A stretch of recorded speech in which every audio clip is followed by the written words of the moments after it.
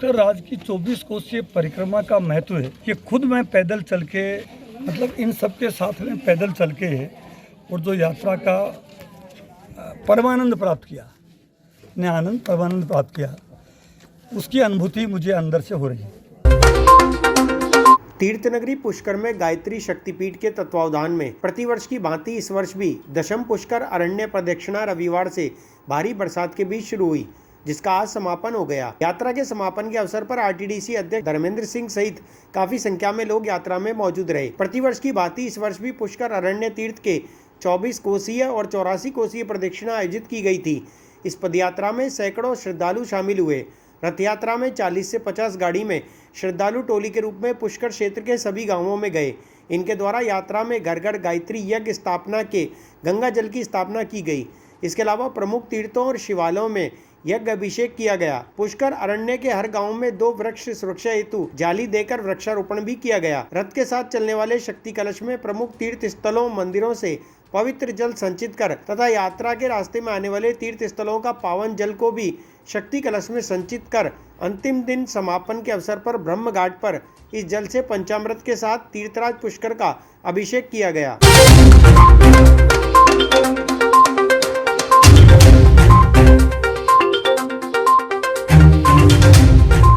इस यात्रा का जो महत्व है या इस यात्रा का जो समरी है, ऐसा है कि मैं मेरे शब्दों में बता नहीं सकता। इसमें सीमित शब्दों के द्वारा संजोई यात्रा है।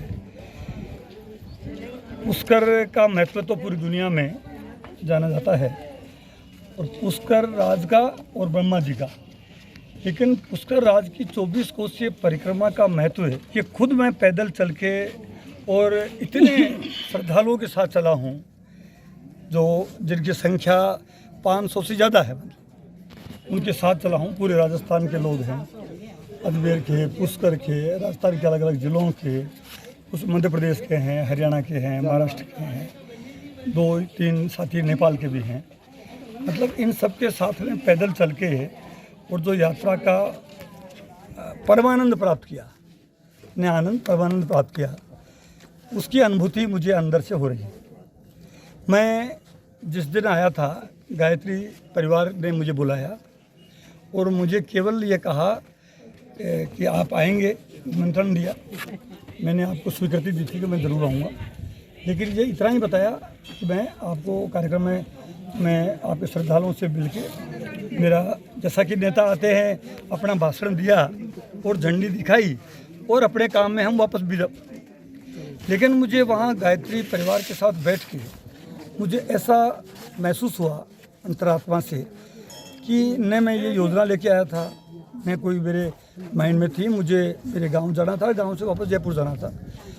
मुझे महसूस हुआ कि अपने कोई यात्रा में, क्योंकि 24 कोस की परिक्रमा का जो ज्ञापन जो पालीवाल जी ने दिया और पढ़ा मैंने, तो इस यात्रा को वो बहुत ही अच्छी बनाना चाहते हैं, इस यात्रा मार्ग को। तो मैंने महसूस किया कि गायत्री परिवार जब इतना 10 वर्ष हो गए इनको यात्रा करते, तो मैं क्यों नहीं खुद इस यात्रा को देखूं और मैं भी इस यात्रा का पुण्य कमाऊं।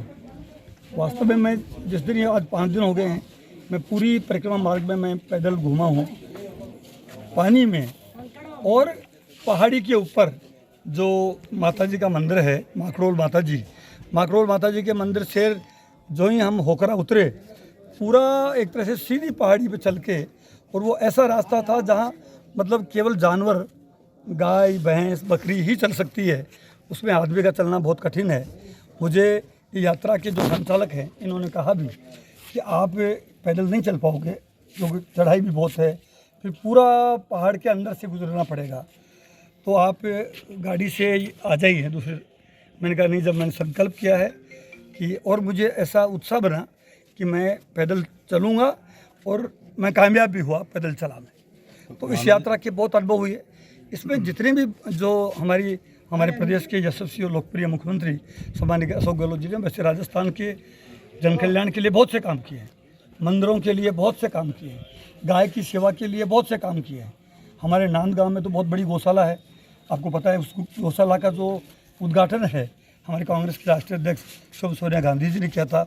उस वक्त 98 में हमारे प्रदेश के मुख्यमंत्री अशोक गहलोत जी थे। तो हमने काम बहुत किए हैं, लेकिन ये जो 24 कोसीय परिक्रमा मार्ग में काम बहुत बाकी है, यहाँ काम अभी कुछ हुआ नहीं है। ये एक बहुत, और जब पूरे यानी ब्रह्मा जी जो सृष्टि के रचयिता थे, मानता हूँ कि अगली जब यात्रा आएगी अगले साल, उससे पहले यात्रा, ये यात्रियों को मैंने कहा भी है कि अगली यात्रा में जब आप आएंगे तो आपको यहाँ बहुत परिवर्तन नजर आएगा।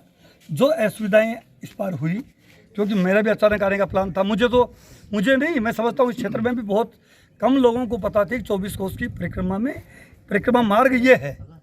और मैं ये भी समझता हूँ कि बहुत कम लोगों ने यहाँ के अजमेर जिले के पुष्कर तहसील के मतलब बहुत कम लोगों ने इस 24 कोसीय परिक्रमा के बारे में उनको भी जानकारी होगी।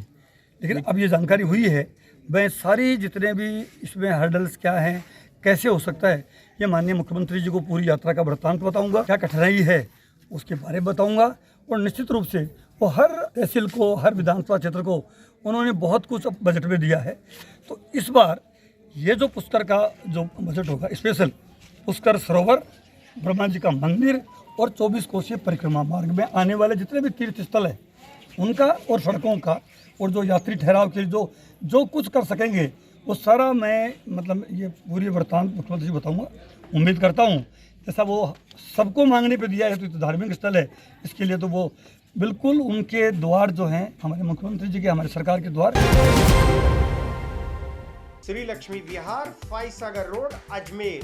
क्या आप फाइसागर रोड पर नई कॉलोनी में अपना प्लॉट लेना चाहते हैं तो तुरंत संपर्क करें 7737226695। हमारे यहाँ उपलब्ध है 65 गज से लेकर 180 गज तक के प्लॉट्स। आज ही बुक करें, बने अपनी जमीन के स्वयं मालिक।